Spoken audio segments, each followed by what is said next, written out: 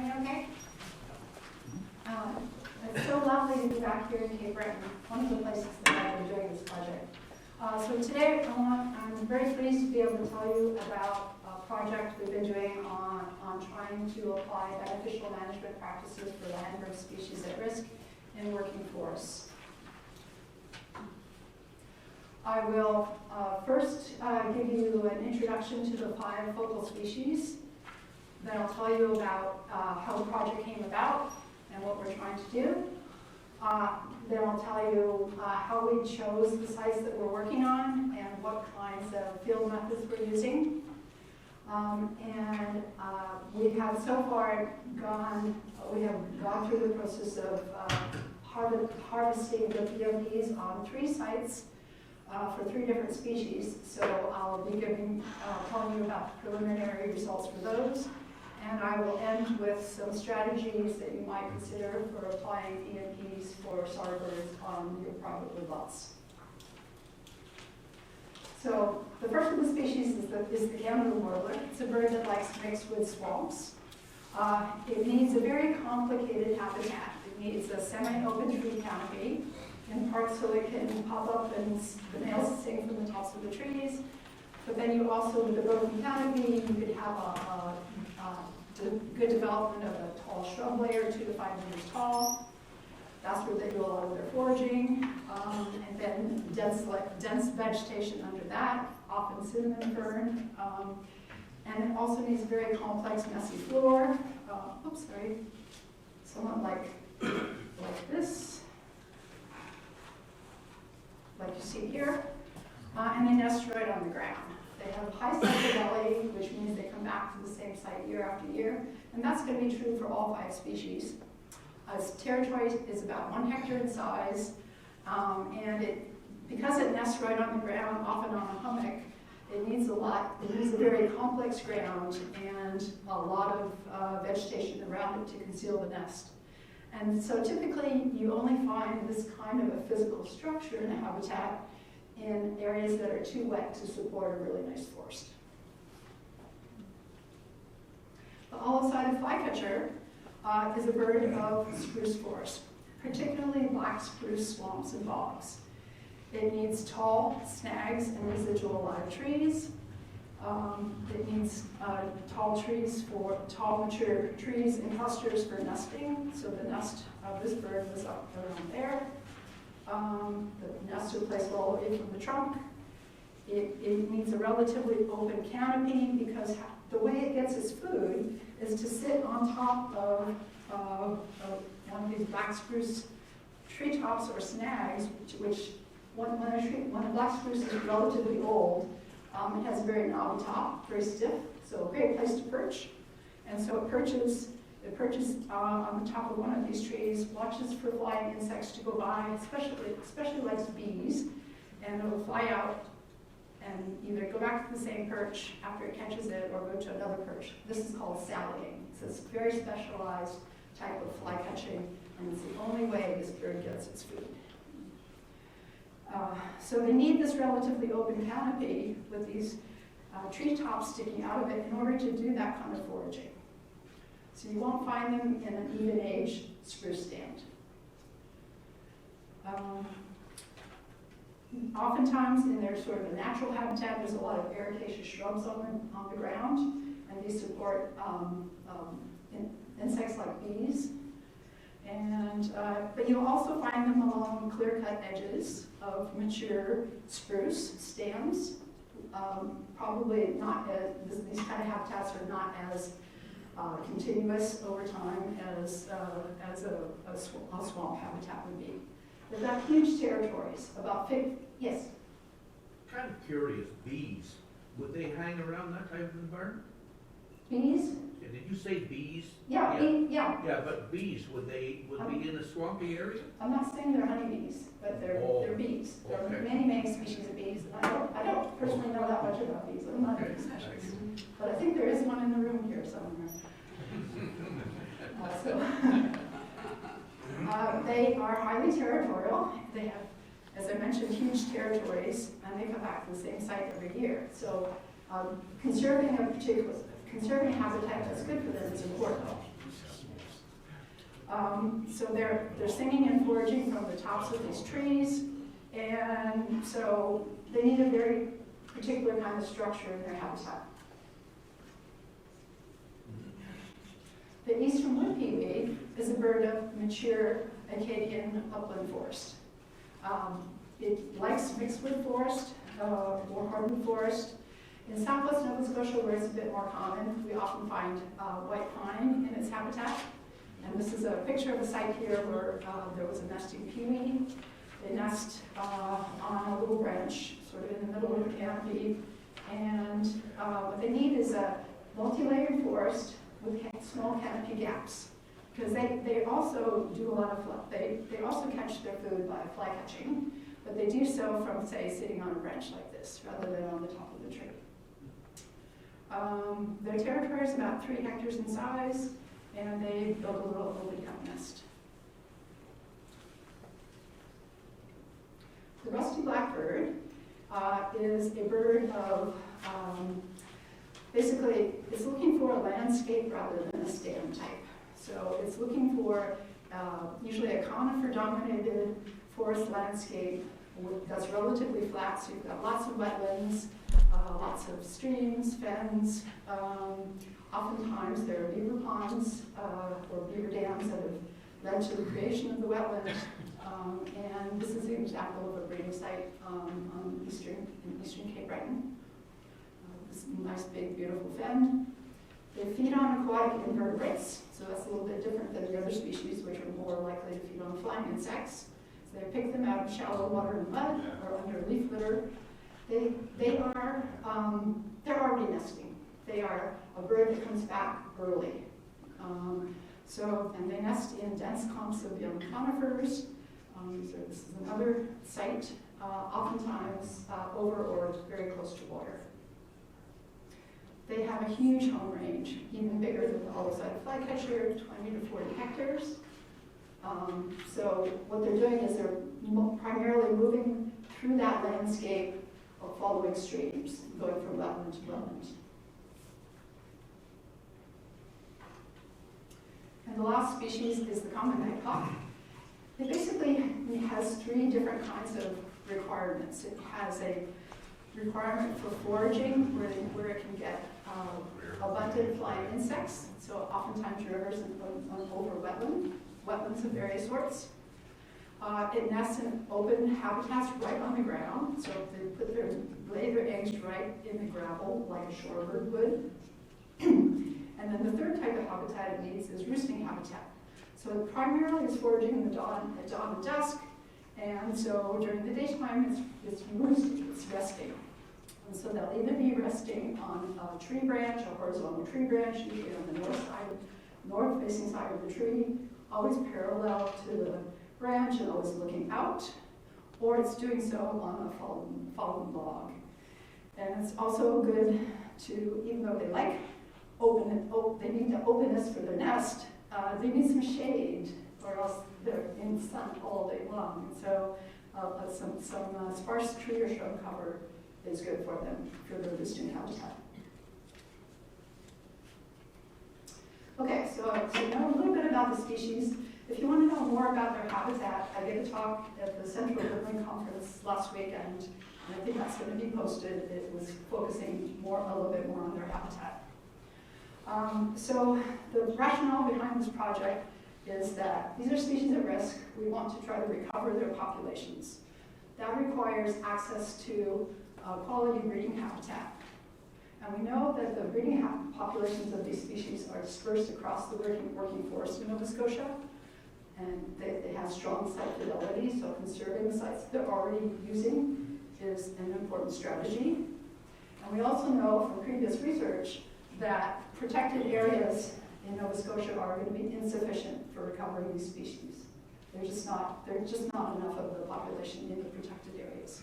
So recovery is going to depend on conserving forests within the working landscape. And then lastly, the recovery strategies for these species all state that beneficial management practices would be a good strategy to try to employ across the working landscape.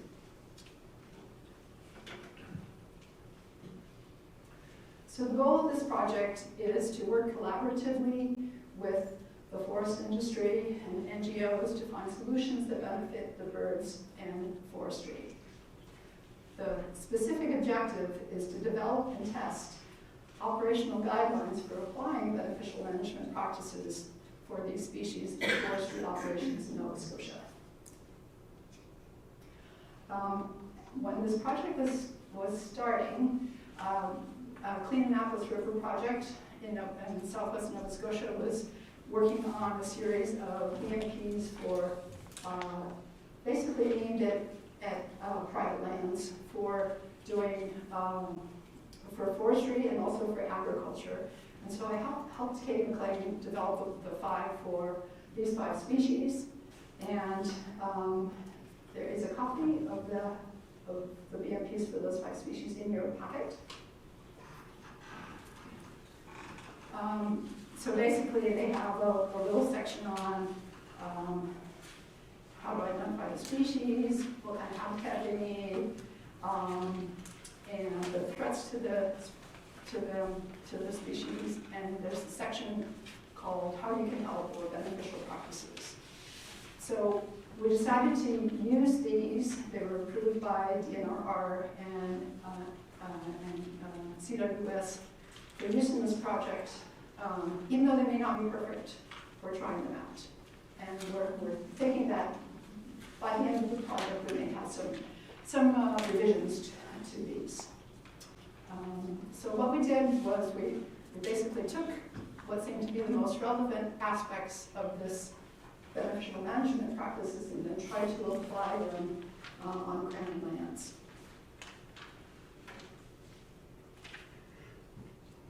So our first year was summer 2021. We did extensive surveys across the province. We had 3 forestry partners, 2 in southwest Nova Scotia, 1 in Cape Breton. They gave us maps of their approved harvest blocks. We overlaid them with known SAR occurrences, maps of wetlands, wet areas mapping, and the forest inventory data. And we also looked at the sites in Google Earth.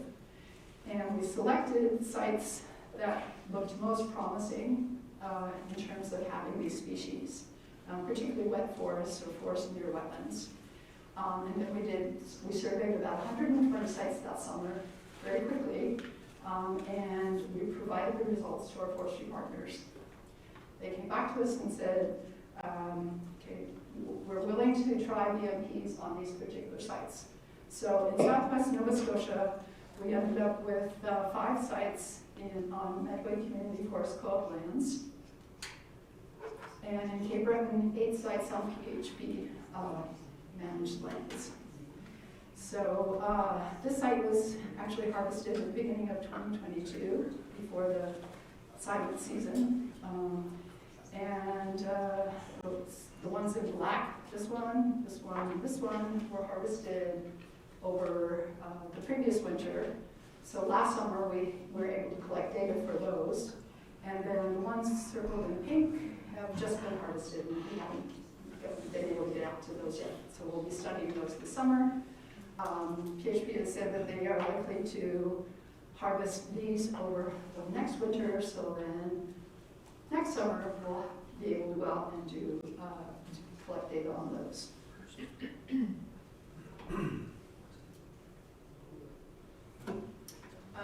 So in order to focus in on these particular sites, we did monthly visits. We go out and walking through the site, mapping the locations where we found the birds. So we may be standing here and the bird is singing over here, so we measure the distance, estimate the distance to the bird and the angle so we can get the location of the bird. We also use some playback if we were at a spot that looked like suitable habitat and we weren't hearing the bird. If you play the song back to it, it responds as if you are an intruder in their territory, and they will either fly in or sing back. And so we also use that in order to map out what is the sort of the extent of the bird's territory. So if you find a bird here, you can just walk away from that site, playing the call, and see how far it will come. So it won't go beyond its territory boundary to respond to playback.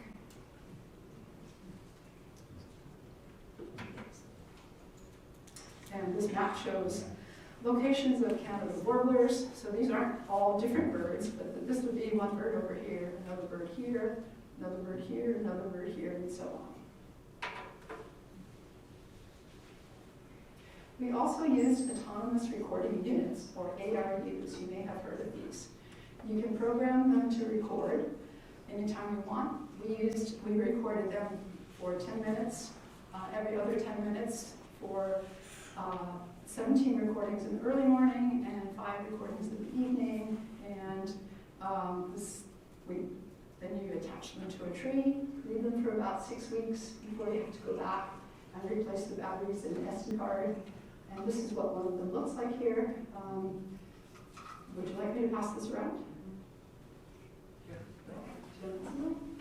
Just make sure you give it back to me. These are precious commodities. And so you get tons of recordings. We run these through a program called BirdNet, which is similar to Merlin, if you've heard of Merlin. Merlin is an app you can get through your phone that will identify birds relatively accurately for you. But then we go through, and so BirdNet comes back and says, we found these species and in these recordings at this particular point in the recording. You still have to go back and look at them to verify. So that the verification takes quite a long time.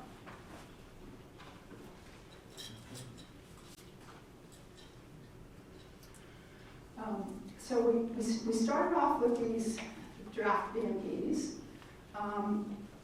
but it's not really operational. It's not really an operational guidelines, like ideas for what you can do. So in order to incorporate these into a harvest plan, we had to figure out how to operationalize them. So my project is aiming to test whether the BMPs are actually working at sites where we know the SAR are. And we know that because we've gone out and done the field work and mapped out their locations. So the question is, do the BMPs retain the habitat elements that these species need so that they're able to come back the next year?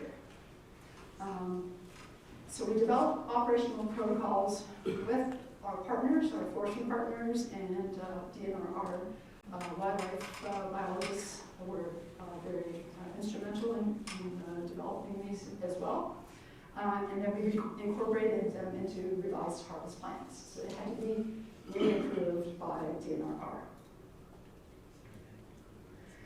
To test the effectiveness of the BMPs, we then will resurvey the harvest block the summer after harvest occurred, and we'll do that for as many years as we have funding for. Right now we've got 2 more years of funding.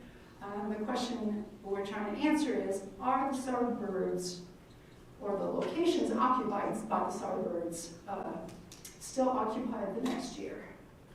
Are they using the same area? If so, then that's evidence that the BMPs are working. To help us assess this, we also used drones. My husband is a drone pilot, and so he went out and flew all of the sites before and after harvest, the ones that have been harvested so far.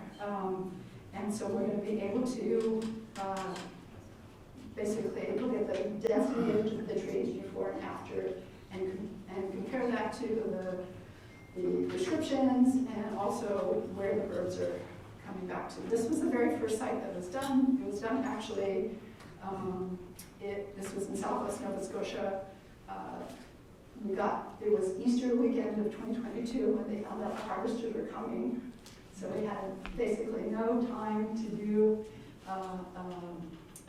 additional surveys of it. We had put out ARUs in this block, and we had picked up an olive-sided flycatcher in the northernmost area, which was around here. But we hadn't actually seen the bird. We just picked it up from the ARUs. And so this harvest block was surrounded by an open wetland here, wet forest here, and a regenerating cuts up here. So Mersey Community Forest Co-op removes this wet area from the harvest plan, and they tried to buffer the area around the wetland areas. And I can say that the bird has come back now. It came back after the harvest, right immediately after the harvest, and it's been there last summer as well, and was breeding in its paired. Third, we have, we had found, so let me step back a minute. So the protocol that we came up with was to put a 25-meter no harvest buffer around each spot where we found the bird. And that's what these little, so the little green dots are olive-sided flycatcher sightings. This would all be one bird here, this would be another bird here, another bird here, and an additional bird here.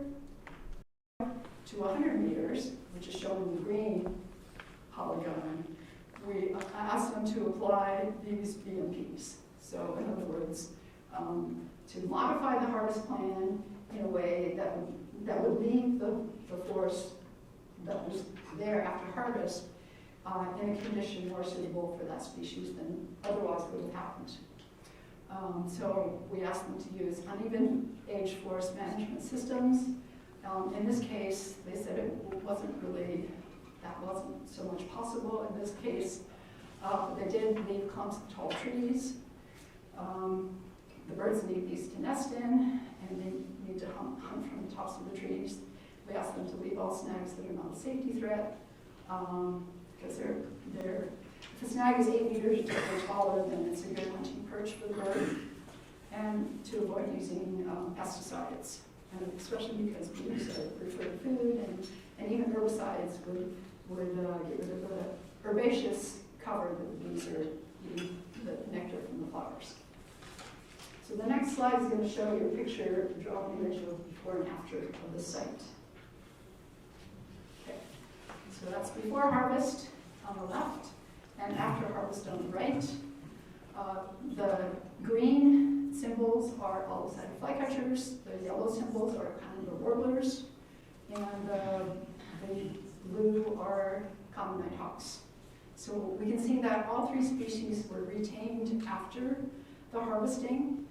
Because we had so many detections in this area, there was quite a lot of retention down here. You can see that the birds are pretty much using this retention area. The bird that was found in this area in 2022 was not here last summer, but it might have shifted over to this area. So you can see that there's a fair bit of, this is supposed to be 10% retention in this part, but it looks a bit higher than 10%. Tentatively working, obviously bird populations fluctuate a bit from year to year, so having a few more years of data will be advantageous. This is a site that had quite a lot of Canada warblers. This is the McIntyre Mountain site on the western side of Cape Breton. Likewise, we put 25-meter no harvest buffers around each spot where we found a bird, and then BMP buffers out to 100 meters around those. And so we have different BMPs for this species. We asked them to retain at least 12 standing trees per hectare, that are at least 3 meters above the sun canopy, so that the birds have a place to get up and sing from. To minimize disturbance to the ground vegetation, so that we keep the ground as undisturbed as possible, to leave the treetops and limbs on site to enhance woody debris, and to avoid the use of pesticides. In this case, if you use herbicides here, you would wipe out the shrub layer that the birds need. And also we actually learned from that first site I talked about in southwest Nova Scotia, that to ask the harvester to locate their trails a distance away from the no harvest zone, because the impulse was to just go right up to that edge. So to actually reach into that point rather than driving the harvester right up to that edge. The next slide will show you the before and after. So we can see that before harvesting, Canada warblers were found in these areas, and after harvesting, relatively similar areas, perhaps have moved a bit further away from the cut area. Again, well, we could have 2 more years of data to add to this. But tentatively, I think certainly having that a no harvest edge was beneficial. And the third species that we've been able to do BMPs for is the eastern wood peewee, and this was done in southwest Nova Scotia on Mersey Community Forest co-op lands.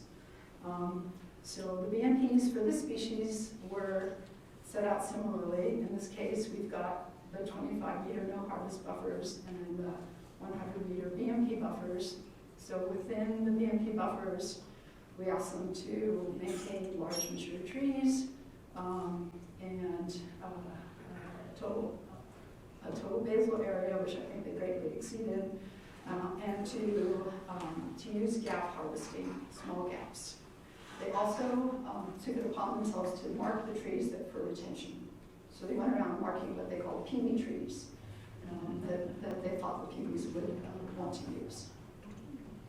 So we're looking now at drum canopy height models rather than the image from the pre-harvest and post-harvest.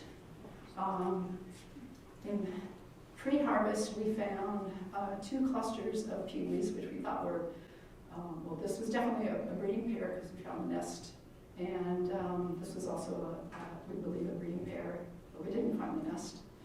Also Canada warbler off to the side was picked up in the area, and chimney swifts in the middle. So basically, after harvesting, and this is relatively low, a low rate of removal, but you can see wherever it's black, those are areas that were harvested. So you can see the trails, and you can see little gaps where they cut down trees in small circular gaps. So again, this seems to be working, and in fact, the small gaps are probably going to be increasing the suitability of the habitat for the species if the forest is quite close in.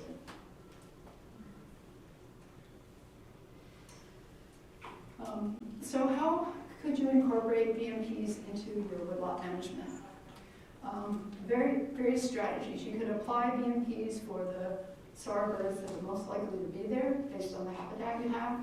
You could learn to identify their preferred habitats. You could, maybe through your service provider, look at SAR records to see if there are any for your woodlot.